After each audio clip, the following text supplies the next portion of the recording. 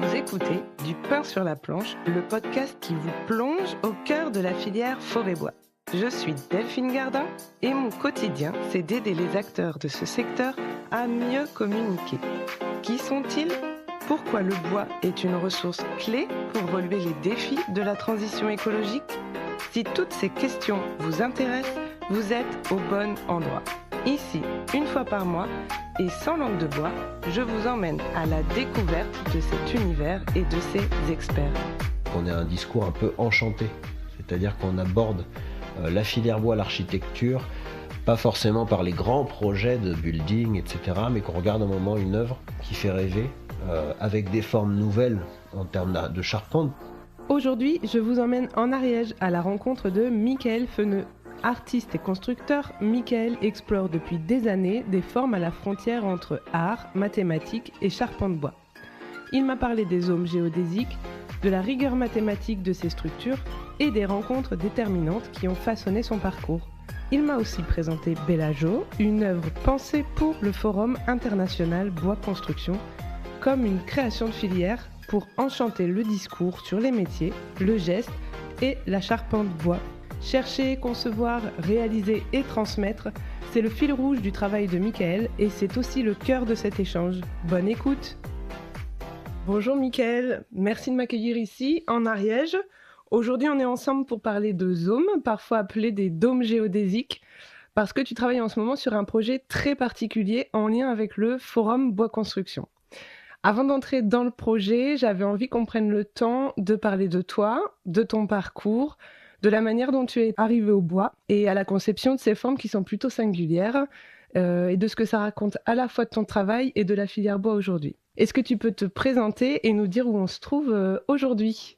Bonjour Delphine, moi c'est Michael Feneux, donc en effet je suis à la fois concepteur, bâtisseur et artiste, c'est-à-dire que j'invente des formes qui créent de l'émotion. Et ça je le fais avec un matériau qui est le bois. C'est vraiment le matériau que j'affectionne. C'est un matériau que j'ai découvert en Ariège, dans ce territoire où je vis. Et ici, aujourd'hui, c'est un exemple de mes réalisations. Nous sommes donc dans un gîte et nous sommes dans un ZOM. Et ce ZOM est réalisé majoritairement en Douglas. Donc un ZOM, pour le faire simple, on pourrait dire que ça ressemble à un cristal. Le premier imaginaire qu'on pourrait avoir d'un ZOM, c'est un cristal. Donc c'est un volume courbe facettisé, à base de losanges, dont l'agencement de ces losanges est organisé en double spirale. Donc on a à la fois ce mouvement qu'on peut retrouver dans l'ADN, dans les chaînes de l'ADN, dans le vivant, et on a à la fois aussi cette idée de géométrique du losange et aussi du langage des polyèdres. C'est-à-dire que le ZOM est issu quand même d'un langage polyédrique, donc on pense au polyèdre de Platon, et donc c'est à la fois quelque chose de très rigoureux qu'on va retrouver dans la morphologie du vivant, la manière dont le vivant crée sa morphologie et son développement morphologique dans l'espace, ce qui en fait à la fois un sujet complexe et passionnant, mais aussi un volume qui est toujours très harmonieux. Et ça, c'est ce qu'on peut voir dans les diamants, les cristaux. Mais en même temps, le ZOM, plus on va le complexifier, augmenter le nombre de facettes du ZOM, plus il va s'arrondir. C'est une surface ronde, courbe. Et alors, ça amène à la fois des sujets qu'on va pouvoir développer sur l'aspect bioclimatique de la forme, son lien avec l'écologie, l'actualité de l'écologie, aussi mécaniquement son lien avec le réemploi et comment le ZOM aujourd'hui est vraiment d'actualité dans toute cette réflexion sur le déchet. Mais aussi, il y a toute cette fascination pour la géométrie. Qui, je pense, est une clé aujourd'hui dans les nouvelles manières de concevoir l'architecture.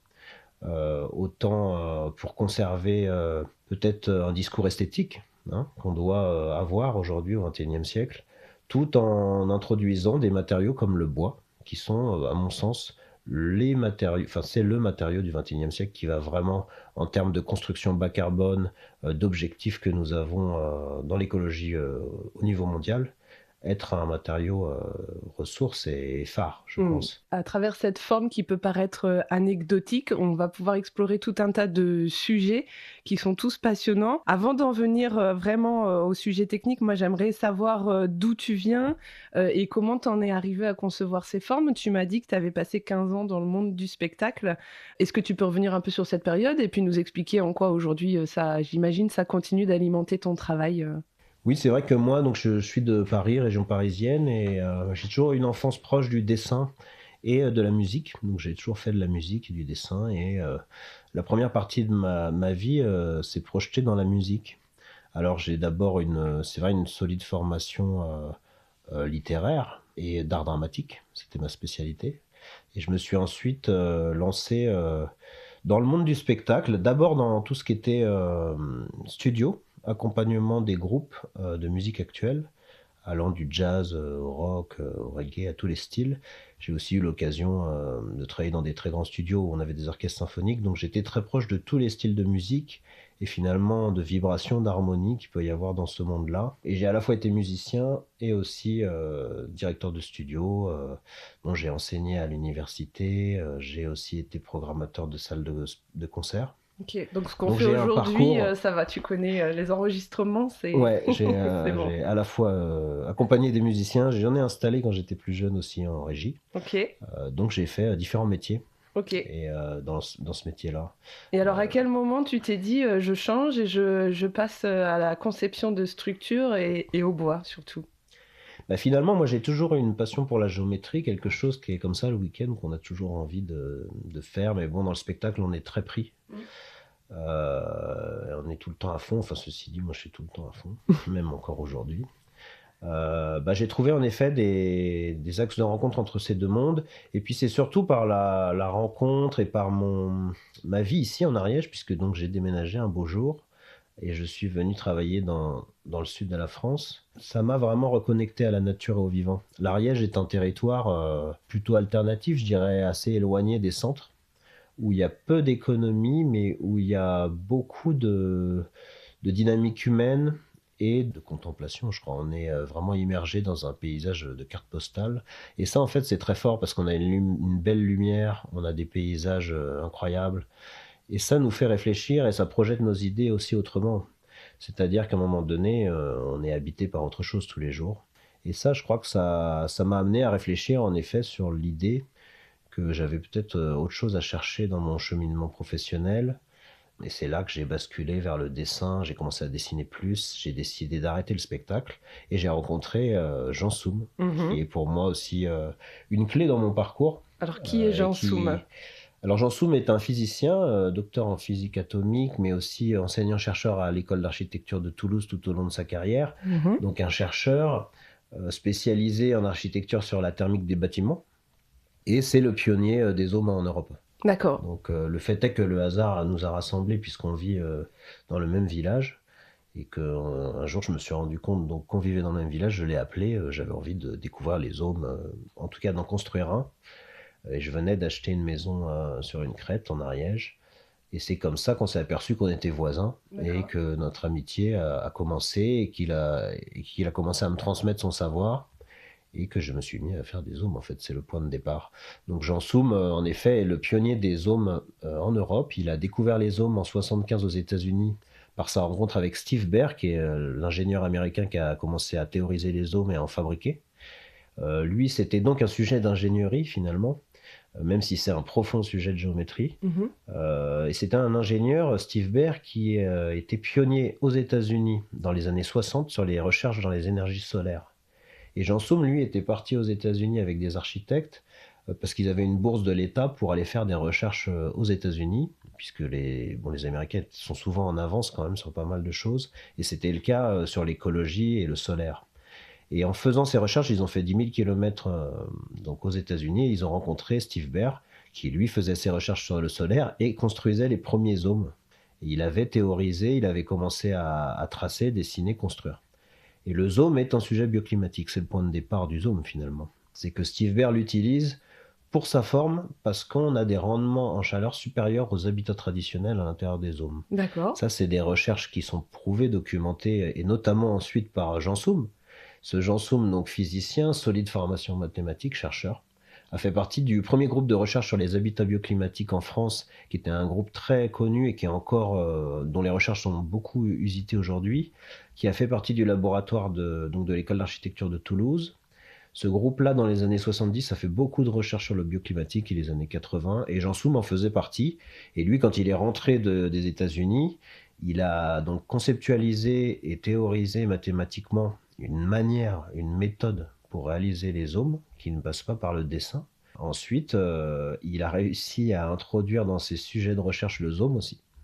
Et donc, il a pu commencer à réaliser un certain nombre de relevés avec des sondes thermiques, pour faire des études et des comparatifs entre les bâtiments traditionnels, justement, et ces formes géométriques que sont les ohms. Et c'est là où le zoom a vraiment tout un intérêt par sa forme, par sa mathématique. J'allais te poser la question, c'est le fait qu'il y ait plein de faces l'une à côté des autres, ou comment ça s'explique? On fait un petit écart par rapport à ton parcours, mais ça m'intéresse.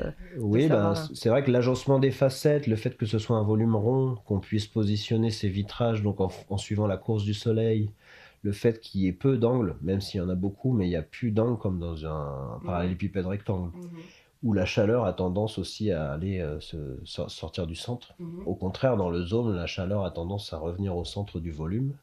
Donc les courants d'air ne se comportent pas de la même manière. Par exemple, dans ce volume, on n'arrive pas à créer vraiment de courant d'air. L'air a tendance à tourner. Donc on a un comportement morphologique qui est tout à fait intéressant, et on a réussi à démontrer que thermiquement c'était efficient.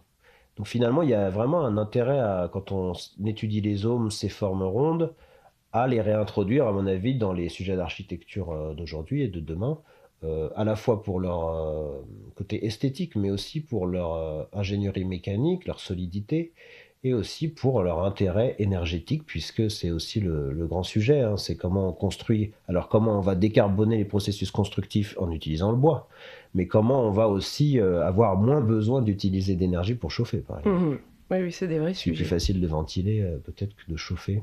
Alors moi, j'avais cru comprendre qu'il y avait eu 2 rencontres vraiment structurantes dans ton parcours. Donc il y avait Jean Soum, et puis tu m'as parlé de Luc de Molombe. Ah ouais, Luc de Molombe, fabuleux. Ouais. Donc Luc de Molombe, c'est quelqu'un qui m'a beaucoup ouvert l'esprit justement dans cette reconversion, on peut dire. D'abord par Jean Soum, j'ai commencé donc à apprendre les mathématiques, la conception, construire des ohms et m'intéresser au bois. Puis un beau jour, puisque j'ai refait 2 ans d'études pour dessiner, sur des logiciels. C'est quoi comme formation que tu as suivie? J'ai eu la chance d'être financé par la région Occitanie. Ouais. Et j'ai été d'abord chez Prodware, les éditeurs d'Autodesk en France. Qui sont donc plutôt une boîte d'édition et d'ingénierie, et qui, sur un dispositif régional, proposait de former. Donc dessinateur Sur les dessins, alors spécifiquement sur des logiciels Autodesk, de maquette numérique 3D, BIM, et puis tracé aussi sur AutoCAD pour les tracés à plat. Ok. J'ai fait ça. Ça peut être utile quand on dessine des ohms. Voilà, alors en fait, nous, on construisait sans ça. J'ai appris à faire des ohms. Mes premiers ohms, je les faisais, c'est un peu étonnant, mais avec Jean, on faisait des ohms sans dessiner. Sans dessiner? Oui, d'accord. Au calcul. Donc on calculait tout. Et puis on faisait les ohms. Ouais, c'est assez curieux. Ouais, c'est comme ça que j'ai appris. Me le concevoir là. Parce que voilà, Jean Soum aussi a créé une méthode il a décrypté un langage, je pense, mathématique du vivant, et il a réussi et il l'a enseigné. Dans sa vie, aux gens qui venaient à ses formations, une méthode pour introduire des clés mathématiques de morphologiques, en fait, qui nous permettent de connaître tous les angles, toutes les mesures de la structure. Donc en fait, on est capable de la réaliser. Et ça, si on veut s'intéresser au sujet, c'est accessible sur Internet aujourd'hui, ou c'est des ressources qui sont plutôt discrètes? En tout cas, c'est toujours mieux parce que c'est vrai qu'Internet, des fois, ça nous empêche de nous rencontrer, ce qui est assez dommage à mon avis. C'est toujours mieux de rencontrer les gens et de voir des formations en direct, mais par contre, il y a beaucoup de ressources sur le site de Jean Soum qui s'appelle AlphaZone. Ok, on ira le mettre n'hésitez dans pas à y aller. Puis depuis les années 90, on va dire, c'est vrai qu'il y a de plus en plus, donc Jean Soum a œuvré tout au long de sa vie, et depuis les années 90, il y a de plus en plus de constructeurs, même si ça reste un peu assez rare. Au niveau mondial, il y en a pas mal, et au niveau de la France, il y a une petite ressource de constructeurs qui ont commencé aussi à faire un peu de littérature sur Internet. Alors après, c'est pas la méthode de Jean Soum, hein, mais ça parle beaucoup des zones quand même, on trouve plein d'informations. Alors donc, c'est pour dire que je commence par construire à travers les mathématiques et cette méthode de Jean. Et ensuite, puisque je dis ça, parce que puisque j'ai repris des études, j'ai eu un moment des stages à faire. Mmh. Et donc, par la suite, un jour, je vais faire un petit stage à Artilect, qui est un fameux Fab Lab français à Toulouse. Je fais un stage là-bas, et puis je commence à voir avec les machines numériques 3D pour m'intéresser à la manière d'alimenter mes conceptions avec ces machines, et puis peut-être m'inspirer pour faire autrement, etc. Je me mets dans la technologie. Et vient le festival du Artilect, du Fab Lab, et puis je vois un stand dans ce festival hallucinant. Quelque chose vraiment d'incroyable, en termes de forme, de conception, un architecte incroyable. Donc c'était le stand de Luc de Molombe, et puis je le vois parler, il parle beaucoup, puis il disparaît je sais pas où, donc je le vois plus. Alors je pars, et puis je vais voir Jean Soum, je lui dis, tu connais pas Luc de Molombe? Bon, le sud, Toulouse, c'est quand même des petits milieux. Le fait est que Luc de Molombe est donc un architecte qui est quand même un des précurseurs, je pense, dans les grosses architectures bois d'il y a 30-40 ans. Hein. C'est quelqu'un qui a aussi toujours œuvré avec le bois. Et puis des projets assez énormes et beaucoup de stations thermales. Ouais. Et Jean Soum m'explique que oui, il le connaît très bien, puisque Luc de Molombe a toujours enseigné dans sa vie. Et à l'école d'architecture de Toulouse, donc ils étaient collègues. Donc j'ai eu la chance de pouvoir le rencontrer, d'aller le voir à son agence. Et a démarré une deuxième amitié, puisqu'en fait on s'est assez entendu. J'ai finalement fait un stage avec Luc de Molombe, on a fait de la recherche fondamentale du nombre d'or en 3D, et on est parti dans des choses très poussées. Et là je suis rentré vraiment sur le travail de l'archi, de conception. J'ai découvert une agence de recherche en conception géométrique uniquement sur le nombre d'or, avec des sujets incroyables, une littérature à l'agence incroyable, un nombre de maquettes incroyable. Bon. Et du coup, le travail qu'on a fait ensemble m'a beaucoup ouvert l'esprit, et m'a aussi fait travailler mes logiciels, parce que ça m'a demandé d'aller plus loin dans le dessin 3D. Et là, j'ai commencé vraiment à passer à une autre étape.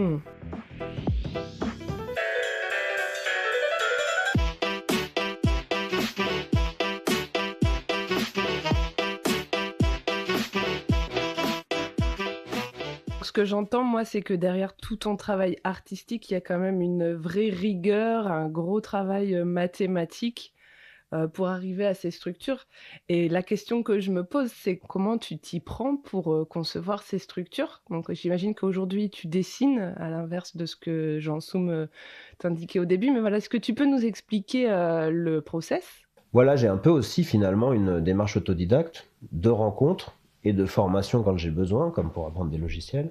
Et ça m'a amené à aller vers le bois, et aussi aujourd'hui à être charpentier, mais charpentier par le fer, puisque je me suis mis à construire, à réaliser mes charpentes d'abord. D'accord. Et ensuite à faire des plus grands projets, et donc à embaucher des charpentiers et à faire des équipes. Moi j'ai un bac+3 en management de projet, donc du coup c'est quelque chose qui m'est très utile aujourd'hui quand je mène des projets. Puis c'est aussi un des axes de travail d'architectes, quand ils mènent des projets, ils ont à la fois sur le travail de conception qu'ils doivent faire en agence, et puis ils ont tous qui est une énorme part de leur boulot, c'est toute cette partie de management des différents corps de métier qui vont travailler sur un projet. Mais c'est vrai aussi, pour ma part, plutôt dans un volet artistique, moi je crée, mais j'ai aussi des ateliers, donc je suis avec les charpentiers, je travaille avec eux, le bois, je le touche et je le taille. Et c'est vrai que dans ces projets, donc pour comprendre le cheminement, il y a cette dimension management, il y a cette dimension atelier bois, et il y a la dimension conception. Alors moi c'est vrai que je suis assez attaché au sens du bâtiment, au sens, c'est-à-dire qu'est-ce qui profondément il renferme à l'intérieur de cette forme, et comment on arrive à dessiner quelque chose aussi en étant à l'écoute des personnes qui ont un désir. Donc il peut y avoir différents types de clients, mais en tout cas pour ce qui est du zone où on est aujourd'hui par exemple, là on est chez des clients privés qui ont décidé de se faire un gîte en pleine nature, au milieu d'un paysage très beau, C'est magnifique. Ouais. Je confirme. Et leur désir, au début, avant même... alors, c'est des personnes qui sont passées un jour, il me semble, par chez moi et qui ont dû voir des os, mais donc ça leur a donné envie de me contacter. Donc, ils avaient une petite envie. Et après, ils avaient le désir d'avoir cette forme, mais laquelle, on ne sait pas. Et surtout, Oui, c'est ça. ce qui est très drôle, c'est que ça leur a donné l'envie de pouvoir avoir un volume où ils pouvaient voir les étoiles quand ils dorment. Ouais. Alors ça, c'est drôle, parce qu'en effet, l'une des spécificités du zome, c'est que c'est un volume étoilé. Et donc, dans la majorité des zomes, et c'est normal dans tous les zomes même, il y a des étoiles dans la charpente. La charpente est étoilée. Et on a tout le temps cette étoile au sommet, qui permet de faire un puits de lumière. Donc ça, c'est tout à fait en lien avec le zome, parce que le zome est un espace très lumineux. Alors d'un seul coup, je me suis mis à créer par exemple cette structure en me disant, l'objectif c'est d'avoir une coupole maximale en verre. Ce qui est le cas, ici on a 5 mètres de coupole en verre, ce qui fait que vraiment dans le tracé on est plongé dans les étoiles.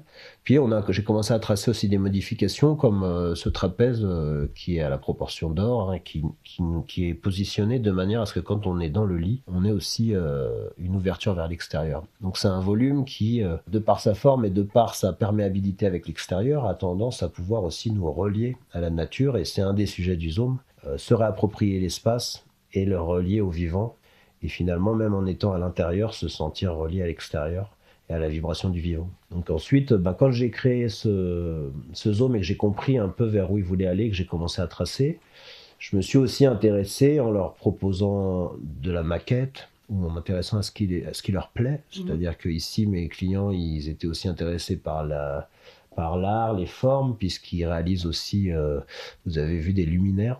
Donc ils étaient intéressés finalement par la géométrie, hein, même s'il y a différentes manières d'en parler. Alors moi, je m'intéresse à ça un peu doucement en discutant, à savoir quel est le rapport au nombre que les gens peuvent avoir, quelles sensations ils vont vouloir avoir dans le volume qu'ils désirent, qu'on réalise.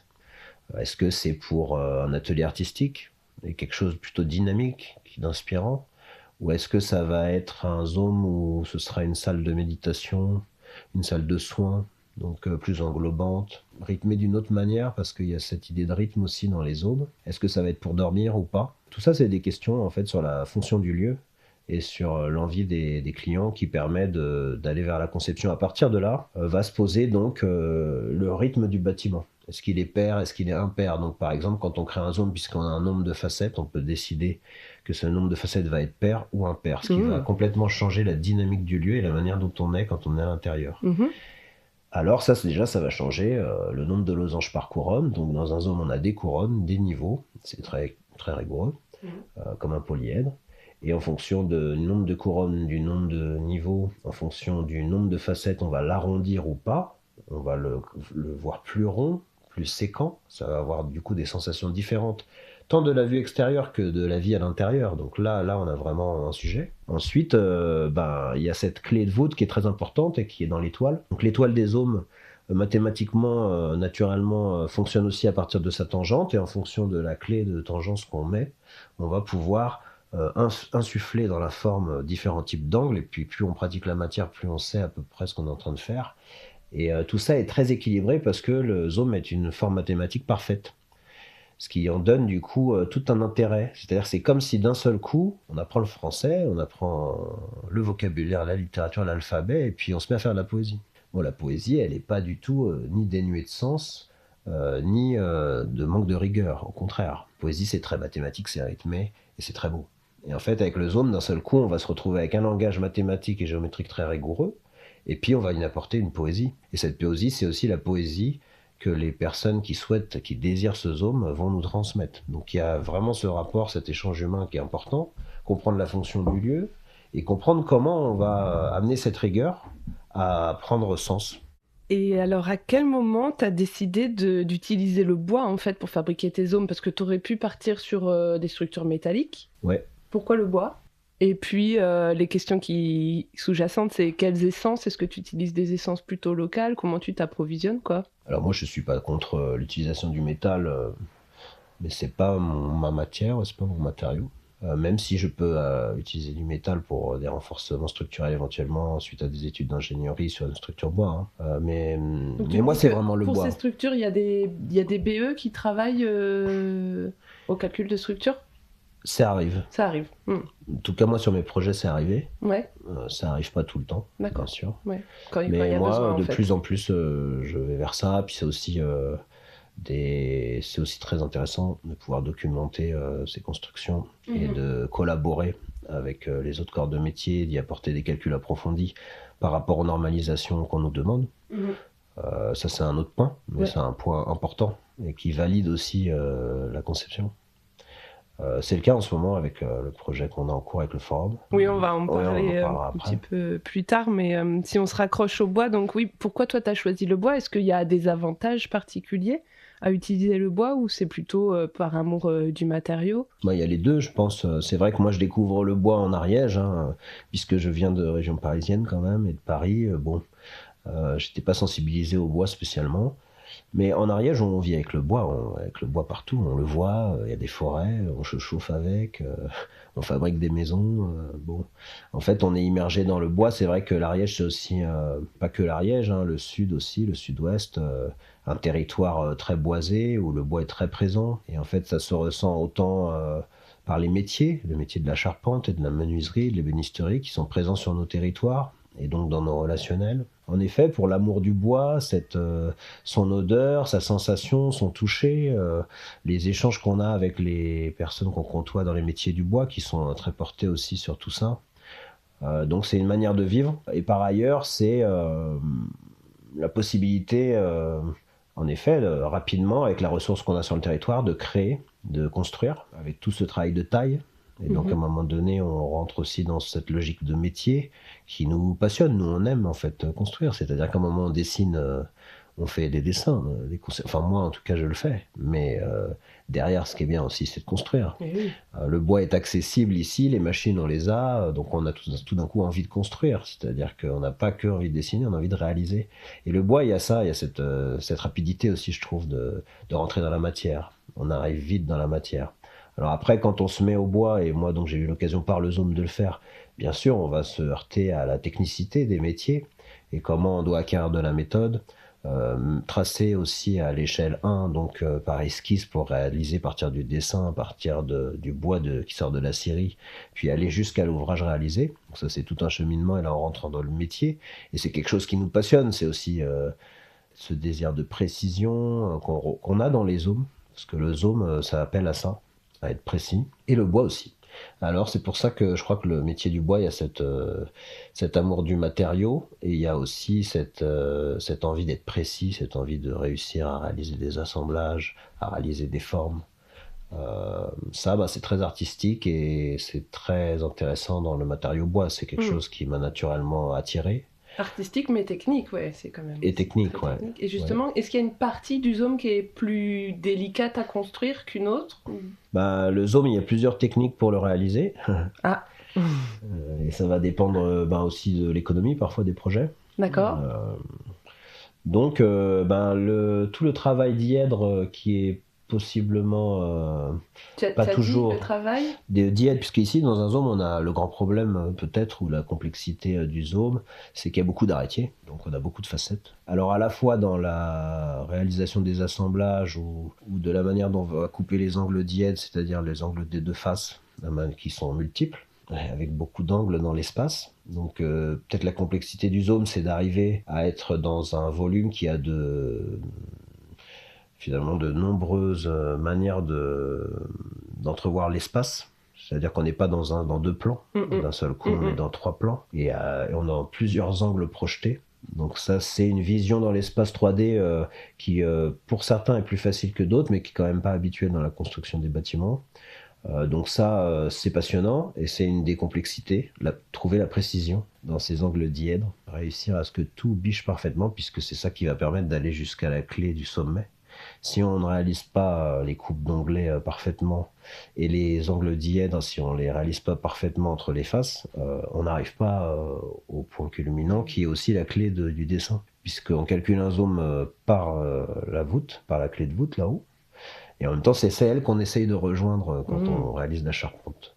Donc je pense la complexité, c'est d'avoir cette approche en 3 dimensions et de réussir parfaitement à tailler ces bois. Ok. Bon, on va parler du projet pour le forum Bois Construction. Oui. Bellagio? Bellagio, ouais. Bellagio. Est-ce que tu peux nous en parler un petit peu? Oui, Bellagio, ben, c'est donc la deuxième fois que le Forum Bois Construction me propose d'impulser une œuvre en bois qui soit un symbole pour la filière bois, tant pour l'innovation qu'elle peut avoir, mais aussi son lien avec actuellement le climat, la transition énergétique, pourquoi le bois a vraiment un enjeu à s'inscrire dans ces thématiques de société, hein. Et donc, il y a une bonne manière de fédérer la filière et de permettre aussi quelque part d'apporter un discours et des échanges, de provoquer des échanges, de dynamiser des échanges sur le sujet du climat ou de l'innovation bois, c'est de créer des œuvres. Car l'œuvre d'art, en effet, permet un point focal et permet aussi d'innover, de chercher des techniques, de rassembler des acteurs du secteur et de la filière autour pour la construire. Et de ce point de vue-là, je dois dire que le le Forum international bois construction a une démarche tout à fait pertinente et peut-être innovante en termes de salon, de proposer ça, c'est-à-dire d'aller vers le totem, d'aller même au-delà, de proposer que même si ce n'est pas un totem, il y ait une étude de filière qui soit amenée sur une œuvre monumentale. Et là-dessus, c'était le cas pour l'alarme de Midas l'année dernière, et cette année, on est sur Bellagio, qui signifie beauté en espéranto, donc c'est vraiment un symbole qui se veut international, qui se veut ouvert à toutes les cultures, hein. L'espéranto, c'est une langue humaniste qui a été voulue, inventée pour être une langue, un lien entre les cultures. Et je crois que le symbole de Bellagio, c'est ça, c'est d'être un symbole d'architecture bois, d'architecture climatique, qui disent le 21e siècle est un siècle qui s'ouvre à la filière bois, et la filière bois doit s'inscrire aussi sur le chemin de l'architecture climatique, comment répondre à l'architecture décarbonée, bas carbone, de quelle manière, et c'est pas juste aller chercher des marchés, c'est à un moment donné aller chercher une morphologie, aller chercher peut-être des valeurs dans la manière dont on construit, comment on réinvente la ville, comment on urbanise les villes, comment on va aussi dans les campagnes avec le désengorgement des villes aussi, proposer des solutions d'habitat différentes, modulables, en kit, qui soient à la fois énergétiquement rentables et rationnels, mais aussi qui répondent à un besoin de société. Bellagio, il amène toutes ces questions dans la filière. Il amène à se poser ces questions. Et d'ailleurs, comment c'est accueilli par la filière, ce type de projet? Comment tu sens l'accueil? Je pense au contraire que dans Bellagio, qui est une forme qui s'inspire du Zoom, donc qui est une forme de Zoom mais un peu plus complexe, et qui ressemble à un bourgeon ou à une graine, donc il y a cette idée de poser une graine pour l'avenir. Donc en fait, en termes d'espoir, en termes d'avenir, en termes de valeur, je pense que la filière se retrouve et se dit tiens, un symbole. Construire un symbole ensemble, c'est intéressant. Ensuite, les différents partenaires qui se sont positionnés autour de ce projet, on est à plus de 11 partenaires, ont tout à fait trouvé l'intérêt, à la fois pour leur métier et pour la filière, de se positionner. C'est-à-dire que réaliser cette œuvre, c'est aussi une manière de promouvoir la filière, mais pour chaque partenaire, de promouvoir son action au sein de la filière et son travail. C'est-à-dire que je pensais au groupe Ballas qui se sont positionnés sur Bellagio, avec qui on va faire le transport. Eux, ils réalisent des ouvrages magnifiques, mais beaucoup de couvertures. Ils ont fait la couverture de Notre-Dame, hein, ils ont fait le bas de la flèche, ils ont fait toute la partie plomb aussi. C'est une très belle entreprise, un fleuron français du 19e siècle, je crois. C'est des gens qui aujourd'hui ont ouvert une filière bois au sein de leur structure couverture. Et du coup, on avait l'intérêt à un moment de se rencontrer. Et eux, ils avaient l'intérêt de dire, transporter Bellagio avec notre charpente, mettre en valeur notre métier, on va aussi le faire par cette œuvre d'art. Parce que les gens, c'est vrai que regarder un toit, ils ne le voient jamais. Donc c'est difficile de valoriser son métier quand son métier c'est un toit. Parce qu'à Paris, le toit on le voit pas, qu'est-ce qu'ils font? Ils nous embêtent, ils prennent la place dans la rue. Enfin, il y a tout ça. Donc comment on va valoriser ce métier et trouver des moyens d'en parler et de le populariser quelque part auprès de la population, aussi auprès des élus, parce que la filière bois aussi n'avancera pas sans les élus. Et je crois que là, il y a cet enjeu d'apporter une œuvre d'art dans la ville, et c'est ce qu'on souhaite faire à Paris, et de réunir à la fois les professionnels, la filière, les élus, que ce soit vu par la population, et qu'on ait un discours un peu enchanté. C'est-à-dire qu'on aborde la filière bois, l'architecture, pas forcément par les grands projets de building, etc., mais qu'on regarde un moment une œuvre qui fait rêver, avec des formes nouvelles en termes de charpente, parce que même si c'est pas tout nouveau, c'est quand même assez innovant et récent de faire ce type de forme avec le bois.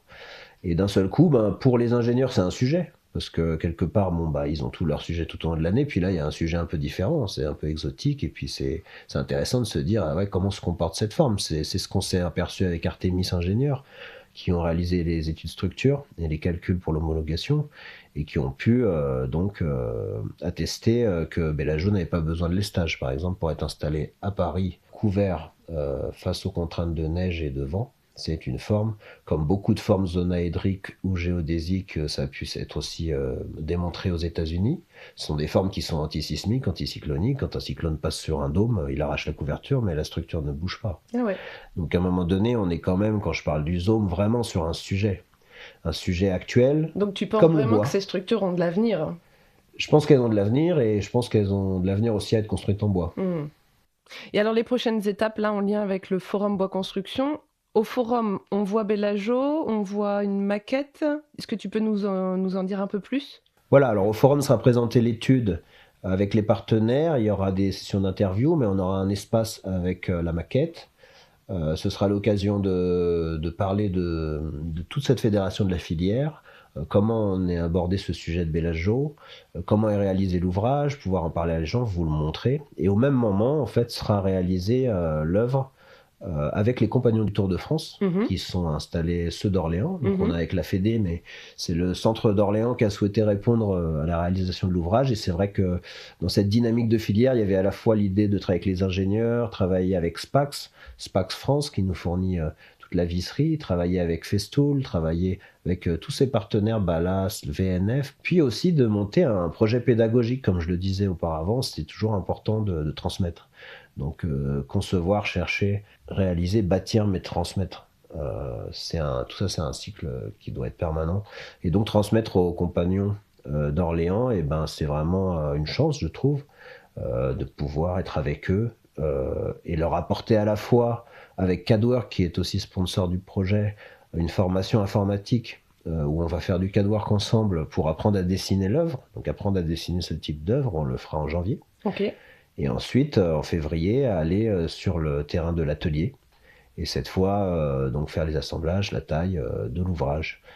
Dans le cheminement, est prévu qu'à la Saint-Joseph, qui est un grand moment pour les charpentiers en France, on puisse ériger normalement l'ouvrage donc à blanc, pour faire un premier essai. Et ensuite, en avril, est prévu de le lever à Paris. Et en mai, toujours à Paris, on essaye d'avoir 2 lieux d'exposition sur Paris au printemps. L'idée est vraiment qu'au beau jour, ce projet qui sera présenté pendant l'hiver au Grand Palais, lors de cette grande messe de la filière, le Forum international bois construction, puisse être aussi l'après-forum au printemps, où là on pourra se retrouver avec la filière, avec des élus, et aussi faire l'après-forum, parler de ce qui s'est produit pendant cette réunion. Et puis certainement avoir des échanges forts sur le climat, je l'espère, avec les élus de Paris. Oui, c'est tout ce qu'on souhaite au projet, en effet. On arrive à la fin de l'entretien et moi j'aime bien finir avec une petite question sans langue de bois.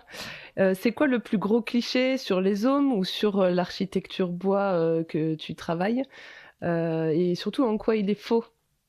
Est-ce qu'il y en a un? Je te colle. C'est toujours pareil, cette question elle est rigolote. Je sais pas, c'est vrai qu'on pourrait dire que la charpente c'est du centimètre, on travaille au centimètre parfois. Ouais. C'est un cliché peut-être qui est vu dans la construction, alors que dans les zones on fait bien de la charpente, mais on est plutôt en dessous du millimètre. C'est très précis, c'est une affaire rigoureuse.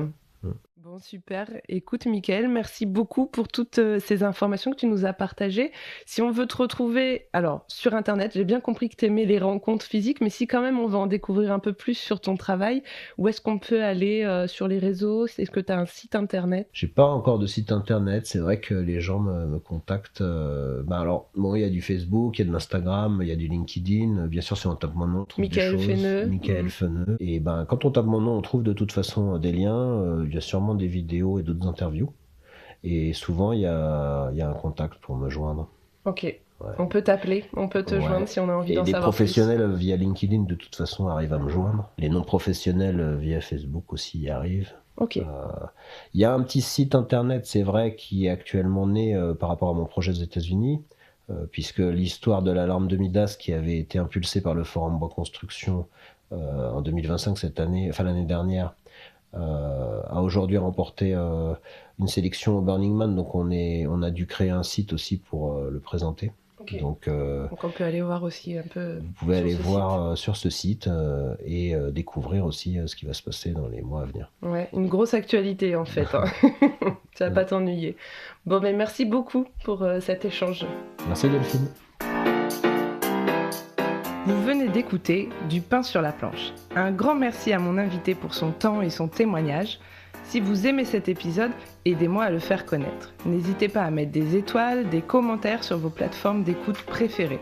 Pour en savoir plus sur cet univers de passionnés, ça se passe sur Instagram, Du pain sur la planche, le podcast. Prochain épisode, le mois prochain.